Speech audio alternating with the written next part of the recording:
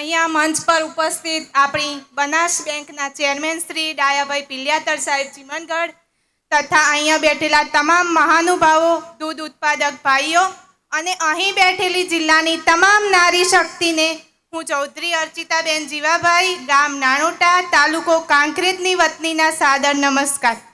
હવે આજના આ શુભ દિવસે હું બનાસ ડેરીના આદ્ય સ્થાપક એવા ગલબા કાકાને યાદ કરવા માગું છું.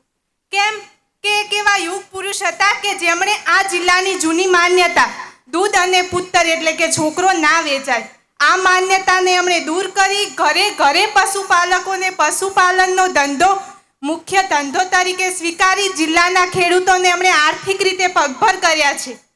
એમણે જોયેલા સ્વપ્નને આગળ વધાવી રહ્યા છે આપણી ડેરીના ચેરમેન શ્રી શંકરભાઈ અને નિયામક મંડળ.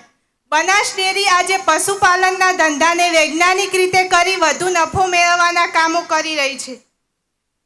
વૈજ્ઞાનિક પદ્ધતિઓનો ઉપયોગ કરી ખેડૂતો વધુ ઉત્પાદન મેળવતા થાય તે માટે આપણા ખીમાણા ખાતે જૈવિક ખાતર ઉત્પાદન યુનિટની શરૂઆત કરવામાં આવી છે અને તેનું વાર્ષિક ઉત્પાદન 40,000 લીટરનું છે. તેની અંદર 3 પ્રકારના બાયો ફર્ટિલાઇઝર ખાતરનું ઉત્પાદન કરવામાં આવે છે.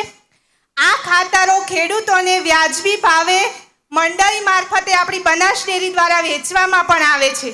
આ ખાતરનો ઉપયોગ કરવાથી જમીનની ફળદ્રુપતા વધશે, જમીનની અંદર ફેલાતું ઝેર અટકી જશે અને ઉત્પાદકતા પણ બમણી થશે. આ સિવાય જે આપણે રાસાયણિક ખાતરો પાછા બિનજરૂરી ખર્ચા કરતા ને એ ખર્ચા ઓછા થઈ જશે.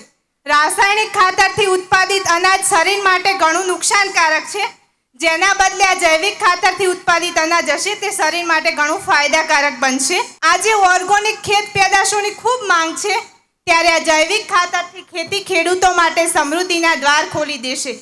હવે ગરમી અને સમયના અભાવને કારણે હું મારી વાણીને વિરામ આપતા બસ કે પશુપાલનના ધંધા સાથે સાથે આપણી બનાસ ડેરી ખેતીના ધંધાને પણ વધુ નફાકારક બનાવે છે તે બદલ નિયામક મંડળ અને બનાસ ડેરીનો હું ખૂબ આભાર માનું છું.